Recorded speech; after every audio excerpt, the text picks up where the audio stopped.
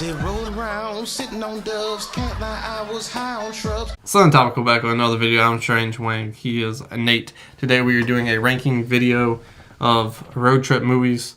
Unlike all of our other ranking videos, there's a lot more road trip movies out there. We can't get all of them, so we're eliminating it to 10. He's going to tell you how it works. Right. So basically, each of us is going to kind of speed through our bottom 5 pretty quick. We'll just kind of name the movies off. If we want to say a little something, we'll say a little something about them, because obviously we liked them enough for them to make our top 10, but not quite up to the top 5. When we get to the top 5 part of our list, one of us will start with 5 and 4. The other person will do 5 and 4, 3, 2, 3, 2. And then we'll share our number ones. And then what? After we have both shared our complete list, we'll take a break for a second, get together, and we'll make a complete compiled list of the movies that are both on our 2 lists to become the definitive top 10 road trip movies. And I guess to be clear, it just has to be a movie where like some sort of road trip is taking place for the majority of the movie. And that's pretty much it. Yeah. So. I'll start us off with my number 10. My number 10 is going to be Stagecoach. You have every country archetype from a country film and a stagecoach. Conflict. Good dialogue. Check it out. Number 9 is going to be Hostels. Christian Bale takes a Indian somewhere. Huh. Very different kind That's of a road racist trip, movie. yeah. Different kind of racist movie. But again, great message, feel good movie afterwards, because it's, you know what's going to happen. Yeah. The white guy's not racist at the end. That's how these movies work. Great stuff. Number 8, Dumb and Dumber. Jim Carrey. I'll tell you why. Jim Carrey puts pussy on the pedestal and goes to God knows where to give her a briefcase or something. But the shenanigans throughout, it's very funny. Number 7 is going to be It Happened One Night. I like rom-coms. This movie's a rom-com. Number 6, Almost Famous. You know what I like more than rom-coms? Coming-of-age movies. I do like coming-of-age movies. This is a coming-of-age movie. And that is my number 6 through 10. Gotcha. All right. So my number 6 through 10. Number 10 is going to be Road Trip. Adequately named.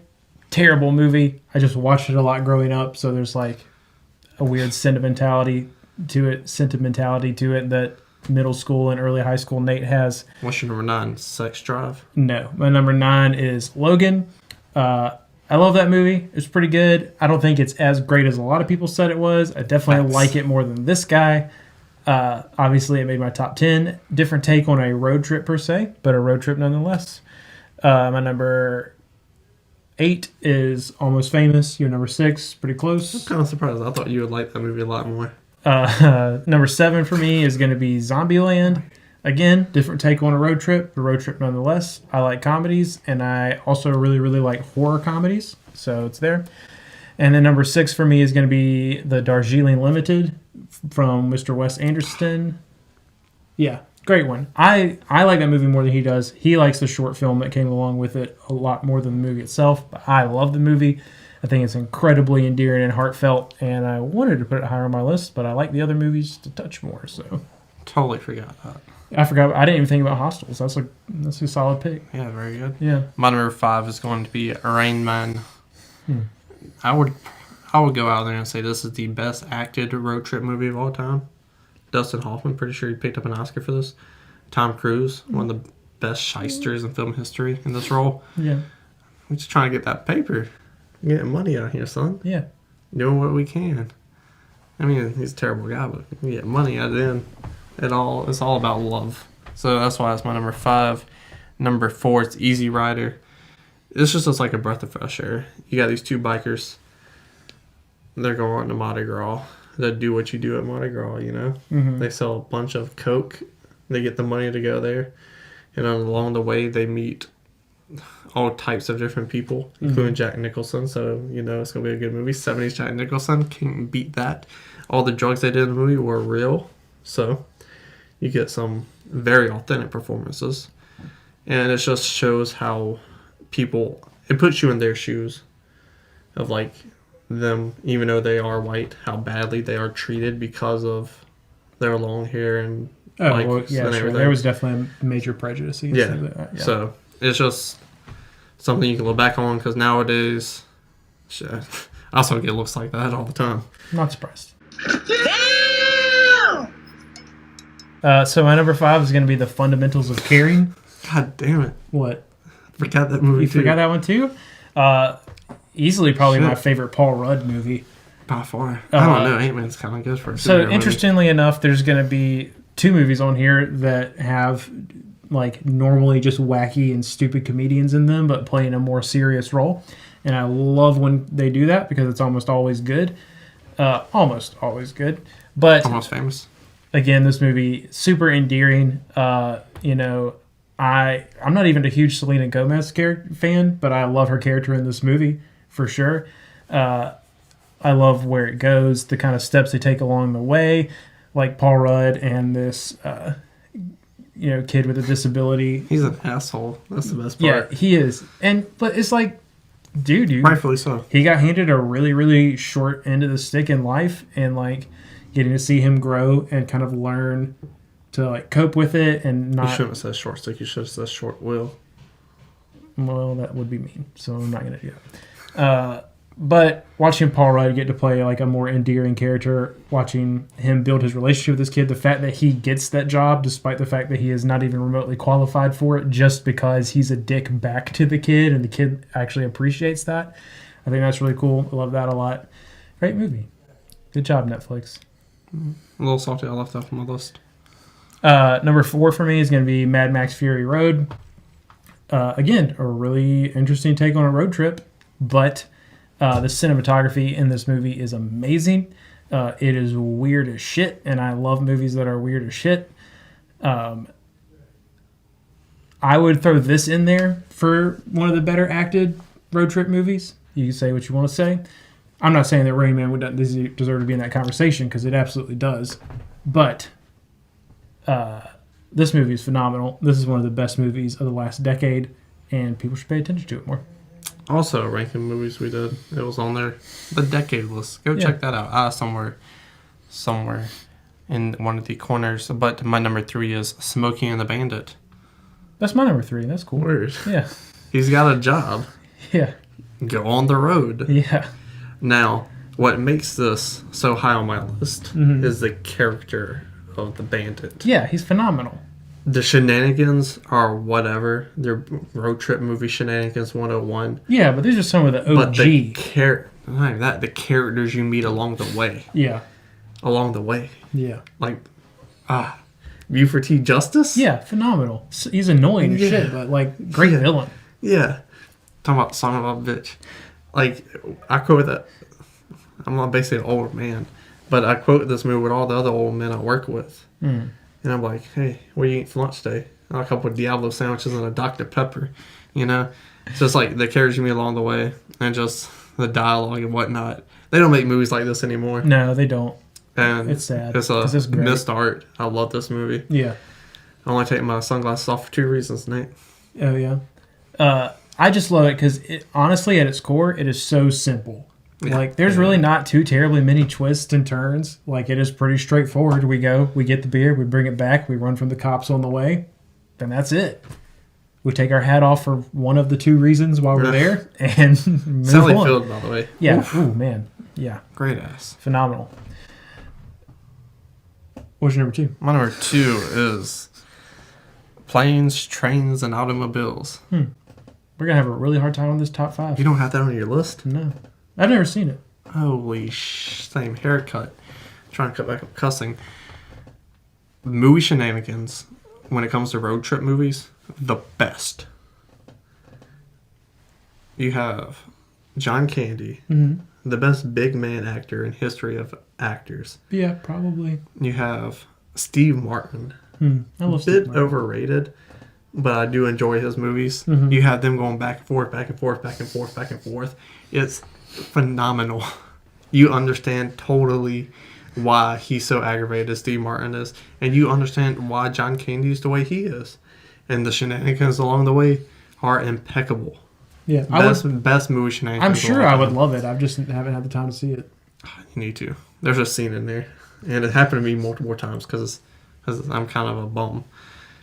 John Candy uses all the towels in the hotel except for a washcloth about this big, so Steve Martin just gets out and has to use a washcloth. I've done that multiple times. That's funny. I'm really bad at doing laundry. Yeah. But that's my number 2. Nice.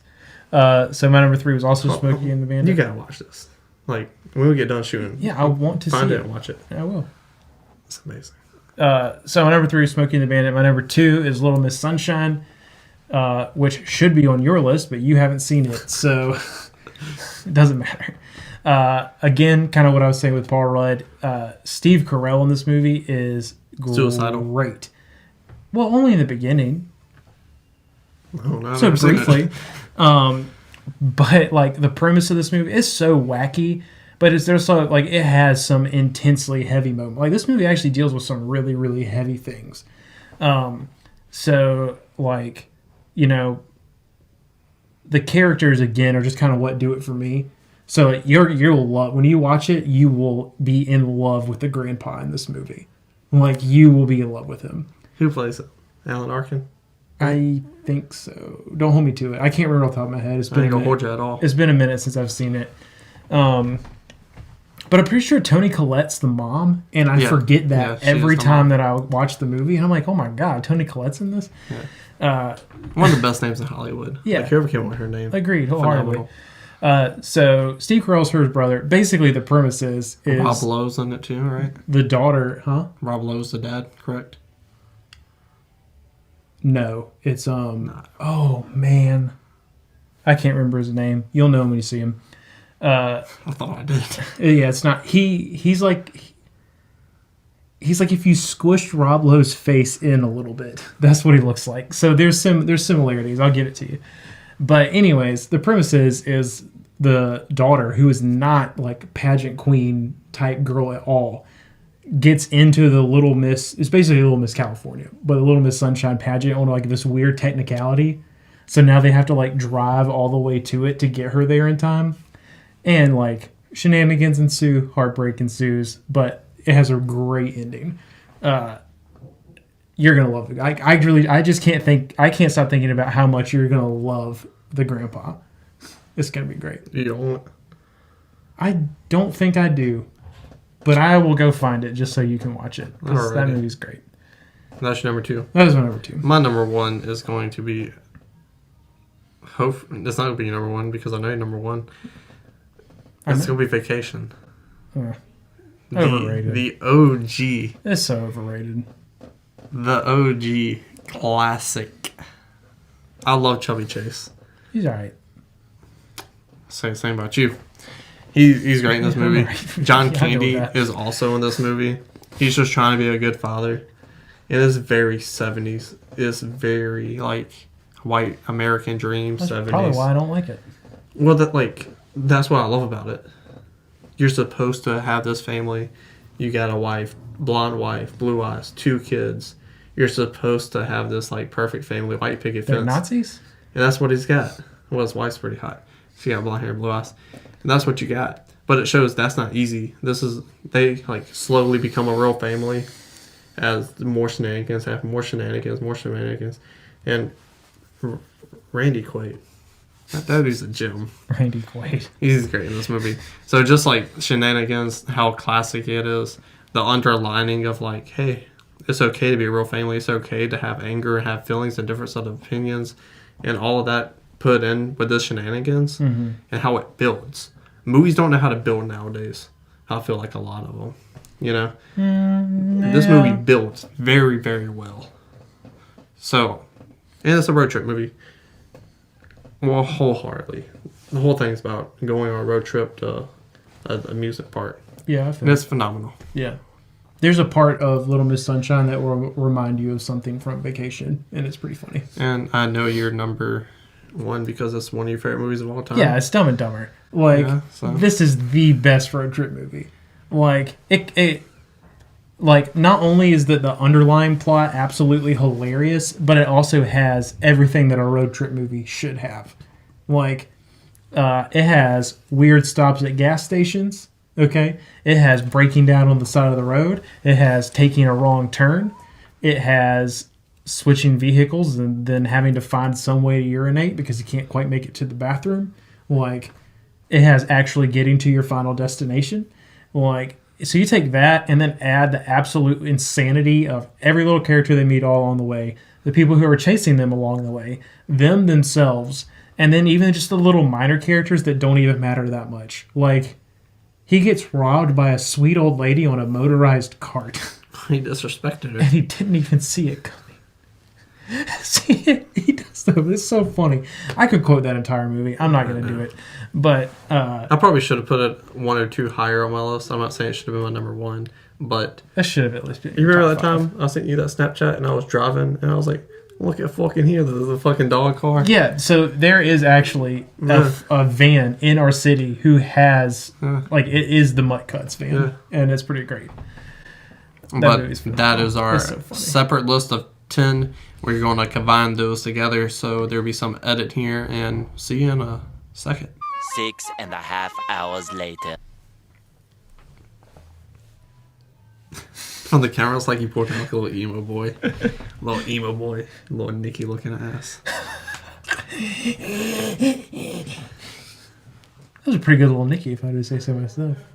I don't see any Popeyes around. But road trip movies, we finally got the list compiled, so he's going to tell you one honorable mention and number 10. We go back and forth until we get to number 1. So our honorable mention is going to be Wes Anderson's The Darjeeling Limited. He forgot to put it on his list. I love it, so it fell a little low. And then starting off at number 10 is going to be Rain Man. Number 9, Easy Rider. Number 8, Mad Max Fury Road. Number 7, Little Miss Sunshine. Number 6, Planes, Trains, and Automobiles. 5, The Fundamentals of Caring. 4, Almost Famous. Number 3, Vacation. Number 2, Dumb and Dumber. Number 1, Smokey and the Bandit. Those are the undisputed Cinetopicals road trip movies list. Can't dispute it.